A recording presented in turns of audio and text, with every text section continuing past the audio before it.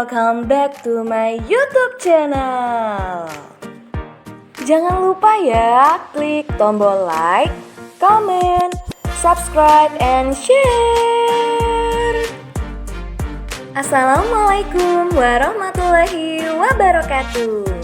Hai semuanya, berikut merupakan kampanye praktik baik penerapan scaffolding pada Zone of Proximal Development atau ZPD dalam pembelajaran IPAS kelas 4B SDN Kepatihan 05 Jember untuk memenuhi ujian akhir semester 1 mata kuliah Perspektif Sosiokultural dalam Pendidikan Indonesia.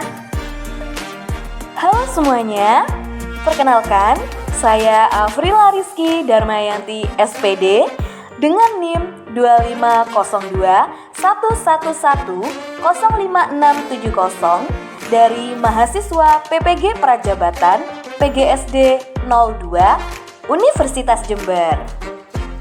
Kampanye praktik baik ini saya lakukan dengan penerapan scaffolding pada Zone of Proximal Development atau ZPD dalam pembelajaran IPAS di kelas 4B SDN Kepatihan 05 Jember. Scaffolding sendiri merupakan suatu metode dalam memberikan bantuan belajar kepada peserta didik. Bentuk bantuan belajar yang diberikan dapat berupa petunjuk, peringatan, dorongan, penguraian masalah ke dalam langkah-langkah pembelajaran, serta memberikan contoh sesuai dengan kemampuan peserta didik. Bantuan oleh guru diberikan secara berangsur-angsur dan akan dikurangi untuk melatih kemandirian belajar dan tanggung jawab peserta didik. Selanjutnya adalah ZPD atau Zone of Proximal Development. ZPD merupakan jarak antara tingkat perkembangan sesungguhnya yang didefinisikan sebagai kemampuan pemecahan masalah secara mandiri dan tingkat perkembangan potensial. ZPD juga diartikan sebagai fungsi-fungsi atau kemampuan-kemampuan yang belum matang dan masih berada di dalam proses pematangan. Artinya, kemampuan-kemampuan ini akan menjadi matang apabila berinteraksi dengan orang dewasa atau berkolaborasi dengan teman sebaya yang lebih berkompeten. Berikutnya, intervensi terkait penerapan scaffolding pada Zone of Proximal Development atau ZPD.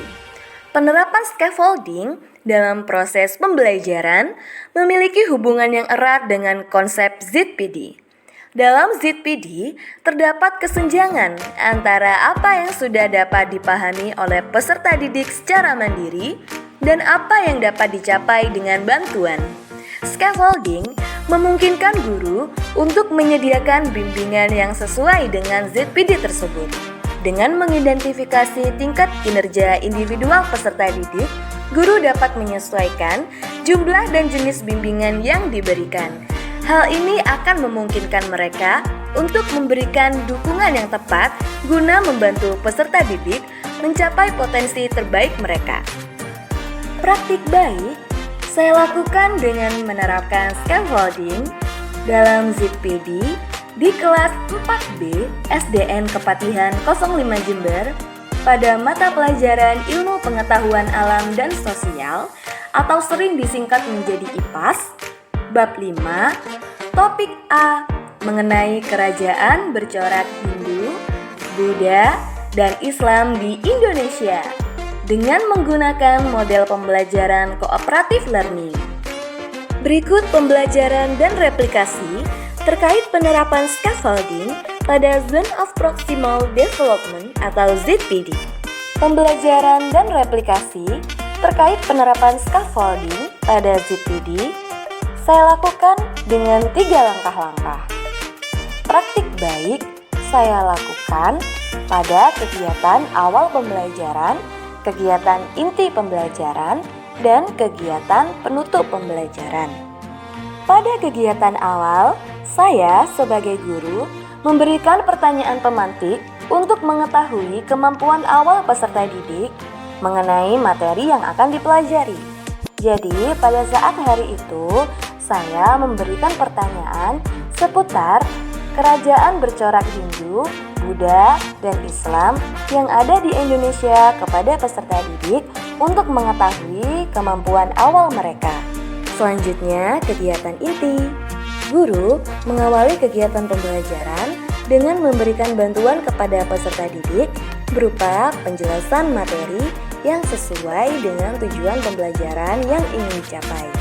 Selanjutnya, guru akan membentuk peserta didik menjadi beberapa kelompok yang sesuai dengan kemampuan kognitifnya.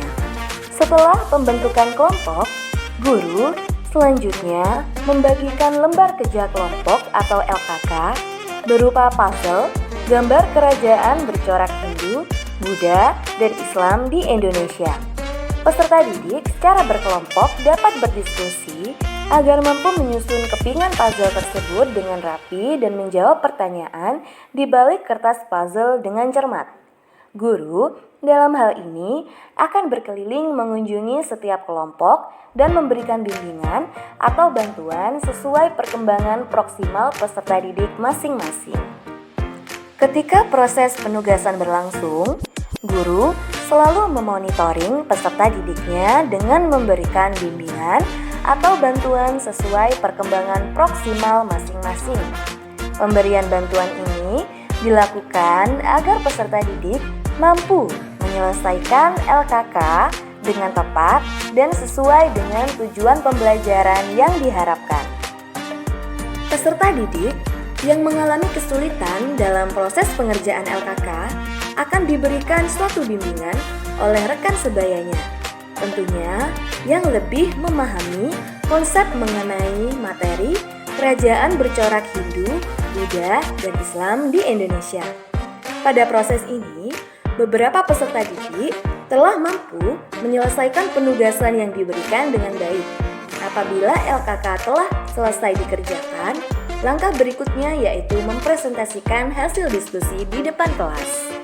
Apabila peserta didik telah menyelesaikan penugasan berupa LKK yang telah diberikan oleh guru sebelumnya, maka mereka diminta untuk mempresentasikan hasil diskusinya di depan kelas.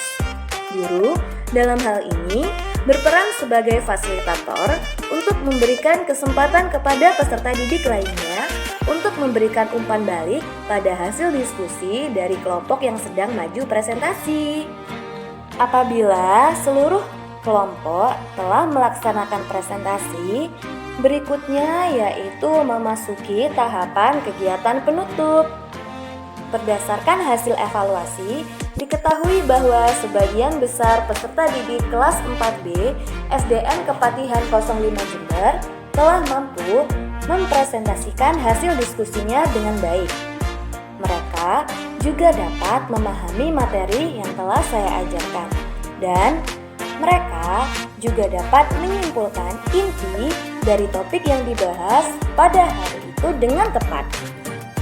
Berdasarkan pelaksanaan praktik baik yang saya lakukan dengan menerapkan scaffolding pada Zone of Proximal Development atau ZPD di kelas 4B SDN Kepatihan 05 Jember, pada mata pelajaran IPAS diperoleh beberapa hasil yang dicapai, yaitu pertama, peserta didik menjadi lebih aktif dalam pembelajaran.